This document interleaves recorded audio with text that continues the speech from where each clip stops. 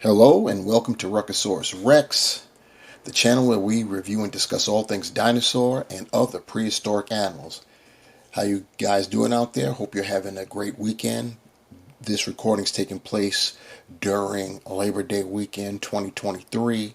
So hopefully you guys are getting in some barbecue, maybe some beach time, some picnic time, camping out, whatever. Hope you're having a good time.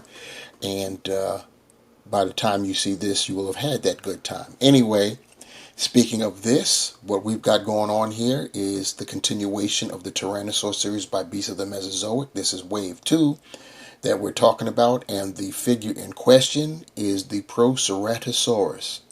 And you see it right before you. It is in its glory in the packaging, and Beasts of the Mesozoic are they no longer do the sleeves, so we get the nice artwork that you see there on our right. And yeah, it does look pretty nice. Looking up there, you have the logo. Turning to the rear, we've got a little write-up, which we'll see. That write-up will be copied, duplicated on the rear of the included collectible information card. And it reads as follows: originally thought to be the ancestor of Ceratosaurus because of its head crest, Proceratosaurus ultimately became recognized as one of the earliest known tyrannosaurs, a close relative of Guanlong. Proceratosaurus is known from one of the most complete theropod skulls ever found in continental Europe and reside in a seasonally dry coastal habitat. The stats: it was up to about 13 feet long, weight maybe 220 pounds, I think it reads there. The location is in a white limestone formation in England. The time period, 166 million years ago, which was in the middle of the Jurassic. And we're going to talk about the features. It's 8 inches long. It has 19 points of articulation with optional standing rods, 3 sets of interchangeable feet, in other words, the toes, posable, wired, tailed, detailed, box, and of course, some assembly required, meaning you got to put that tail, you have to attach that tail on. Here's that collectible card I told you about, and you see that artwork that we saw on the front. The rear has that information that I read off, and it also has some model art. Here are the rods for standing, and of course the other 2 sets of feet, both closed toes and splayed walking toes. And lastly, here's the detailed base, looking pretty nice, pretty rocky, and we've got some nice greenery there, despite what the information says about the dry environment. Looks pretty nice. You see the hole there for the standing rods. And now the main event. We have our Proceratosaurus in its glory right there. Some nice colors, not overly flamboyant. It's based off of the Bali myna bird. You want to know what that looks like? Go check it out. Look it up yourself. And but yeah, we've got it's an overly brown motif we've got there. Base is looking cream color, and then there are in assorted browns. We'll check it out, especially in the head crest. Definitely something pretty flamboyant about that, and yet still at the same time reserved, if that makes any sense. Looking closer at the head crest, like I said, it looks it's definitely it definitely draws attention, and yet still simultaneously seems a bit reserved to me, which is a good thing. It's pretty nice. The colors aren't all crazy, but yeah, you could see we've got some like orange browns for the whole snout area, and then you've got the dark brown striping. And that same color shade of brown is there on the snout, both upper and lower jaws. The lower jaw has more striping of that brown color, and the crest is adorned with it. It almost looks like I had used this on a previous review. It looks as if somebody dropped, laid some chocolate down right there at the top of the crest, and it all dribbled over, which looks pretty cool. Eyes, red with black pupils, and then of course you've got the white feathering for the face, the top of the head. You could see some light colored browns, and it gets darker. And there's a dry brush there of white there to give it some contrast. And then you see the neck there. Once again, that cream colored base for the neck, and the darker feathering on the top side, going from midway, going all the way to the top there. Then going forward, you see the forelimbs looking pretty nice there. Once again, the base is cream. The claws painted black. And then, of course, you have on the top there, the feathering there, it starts off a very, very dark brown, and then it melts and bleeds into like some of that orange, and ultimately the white, the cream color. And then you have the hind limbs. You see that they start off that brown, that light brown, almost orange, with some in there. I think it's nice overspray over there.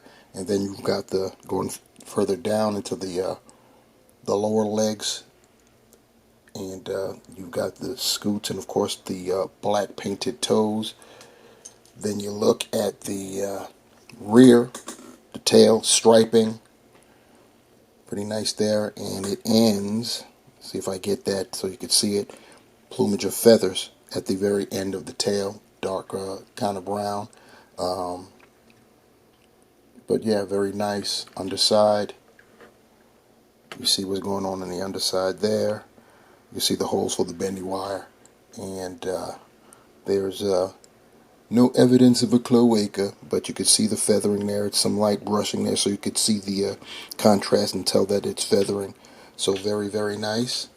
Very nice indeed. Turn it around to the other side so you can catch some more of that skull. Looking very, very nice. I'm going to open the jaw up so we can look inside its mouth. There you have it. Look at the upper side, see if we can get that in there. Sometimes that's not so easy with these smaller ones, especially hard to see. Back it up some, maybe that'll help. But yeah, the teeth done nicely. Very nice indeed. The articulation for a Ceratosaurus, you saw the mouth open.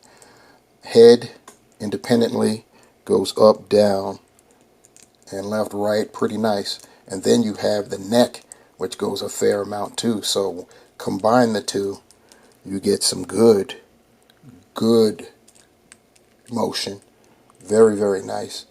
Then you have the forelimbs. Of course, they can rotate up and down. They flail out a bit. You've got articulation at the elbow, up, down, and it will swivel. And the paws also have articulation there. You've got articulation at the torso. Mine's just kind of tight, but trust and believe it's there. Left, right, and a little bit up and down. The legs, you've got rotation. It will splay out a bit, as you can see right there. You've got articulation at the knee. Articulation at, we'll call it the ankle. And you do have articulation in the feet, where they swivel and they do pivot a little bit. The tail, you've got articulation up, down, because that's where it connects at, left and right, and it is bendy wire. And now for some comparisons, we're going to start off with a member of Wave 1 of the Tyrannosaur series. We've got the Guanlong, which is a very close relative to Proceratosaurus. Now we're looking at a fellow Wave 2 mate. We've got the Susky Tyrannus. Next up, Teratophonius. Looking real good there. And here's our Proceratosaurus with Joyzy's own Dryptosaurus. And we have the Gore King himself, Lythrinax. And finally, as always, we end our comparisons with the king himself, especially since we just got through talking about one king. On to the next, looking at the Tyrannosaurus Rex himself. And peep it out, y'all. We have a middle Jurassic early Tyrannosaurid. This is what basically kicked off the line, and then you look over to the right and you see what we ended up with. Even the Proceratosaurus itself is looking up and saying, so this is what we're going to end up like, huh? I'm here for it. And so you can see how large a Proceratosaurus would look towards another human being. We've got Jurassic Park's very own Robert Muldoon. And speaking of the size of the Proceratosaurus, these are 1/18 scale, and he comes in at 8 inches. And if you do your estimates, that comes in at about 12 feet. So they're estimated to have grown to about 13. So that's right in there. And so my final thoughts on the beasts of the Mesozoic. Proceratosaurus from the Tyrannosaur series Wave 2. Very nice figure to have. It's got, of course, all the articulation. I love the head sculpt. That crest is banging for sure. As always, you guys have seen what I've been doing with this particular series of reviews. I've been really focusing on getting these guys to stand on their own. Now, I admit I'm using props this go round, but that's because I want to be able to get everything in the shot. But rest assured, Proceratosaurus, like all the others, can stand on its own, and not just with the static legs. All you got to do is work. It takes some time, but hey, these are your figures, these are your toys. Play with them, like my boy at Reg Henney loves to say. Anyway, very nice figure. Another addition to the Tyrannosaur series. We've got one more to get to the end of Wave 2, and then we'll be sitting back waiting for Wave 3, which I'm highly anticipating. It's got some of my favorite Tyrannosaurs in that wave, but we'll worry about that when we get to it. Right now, though, tell me what you think about Proceratosaurus, what you think about this review, what do you think about the Beast of the Mesozoic as a whole, and leave that below in the comments. Also, while you're down there, like the video, share with someone else so they can catch some of this magic as well, and subscribe if you have not already done so. I appreciate all of you that have subscribed so far, but I need more, I need more, I need more. Hit that bell if you want to be notified when I have another video, and you shall be notified, and we can experience this dino magic together. On behalf of Beasts of the Mesozoic, Proceratosaurus, the Tyrannosaur Series Wave 2, and myself. Take care, guys. Thanks for rocking with me.